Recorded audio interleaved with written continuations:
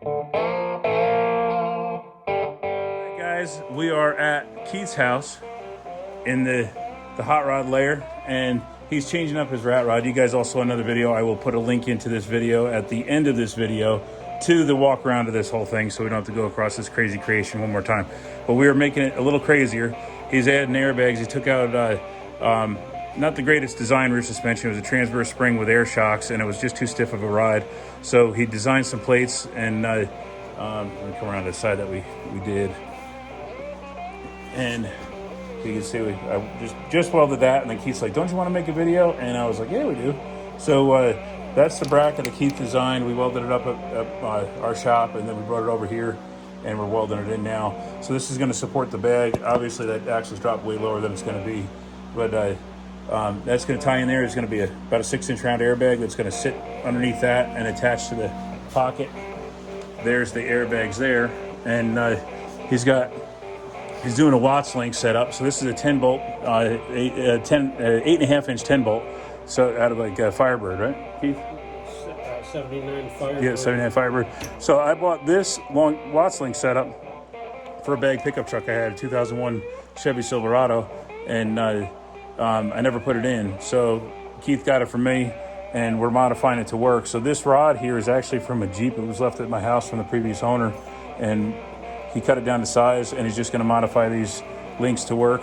Welded that up already at the house, and welded these perches onto it. And this is where this Watts link will tie into here, and we got to shorten these rods yet and connect to this part here. So what's nice about a Watts link is as that axle goes up and down, those bars just kind of dances back and forth, and it keeps that rear end perfectly centered, so you don't get any of that wiggle side to side.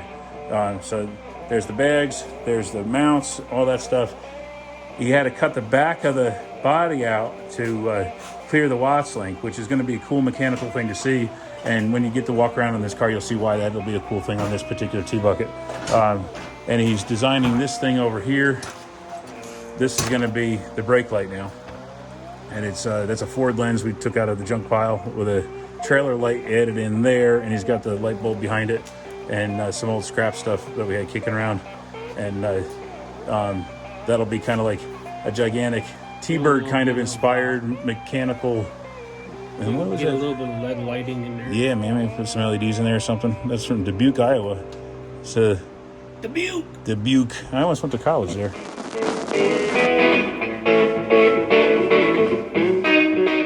Another beautiful weld. We'll let that cool, and we'll go to the other side. And we're going to dance back and forth side to side just to make sure we get it fully welded. Here's a story about burning rubber, and I let on the clutch and I felt on the shutter.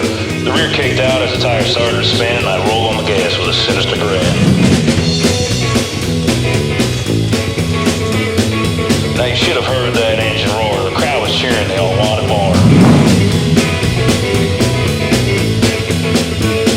Now the tires blew smoke and the front end started to lift, and that's when I went for that second gear shift.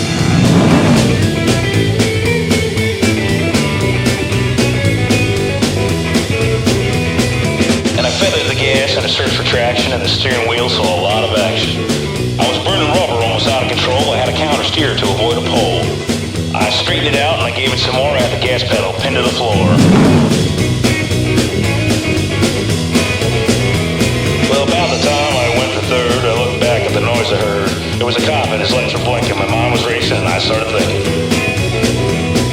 Now we pulled on over to the roadside. The cop walked with the law on his side, and I said, "Officer, it's just my luck. My foot slipped off the clutch and the throttle got stuck."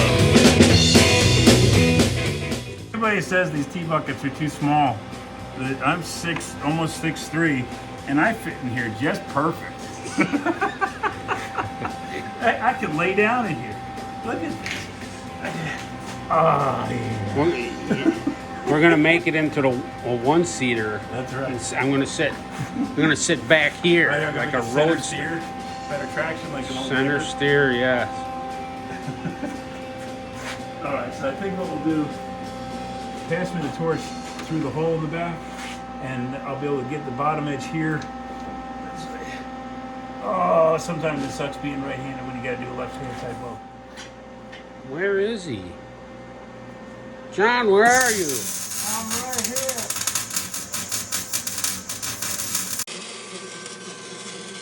That don't look too bad for a blind weld. That one right there, kind of pretty good. That's real heavy. Multiple passes on that spot there. That's why it's all gobbly. I'm gonna try to get up, and I think I can get up in here, and I don't know if I'll be able to. Yeah, I might be able to get across the top. But I gotta do the same thing on that side. Shock mounts in, so they're pitched at an angle there, and they're gonna pitch down to the lower mount down in there. So, and I welded that in as best I could for the tight quarters I'm in. You can see that weld came out really good. Some of the stuff here looks a little chunky. I had to go over it a few times to get the angle right to get on it. But okay, we got all that in. Keith, what do you got next?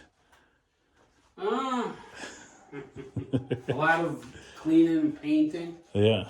Touching up, A little bit of- cleaning up down there and getting it all put back together. A little bit of grinding and stuff. I'm gonna put a little stereo system in it.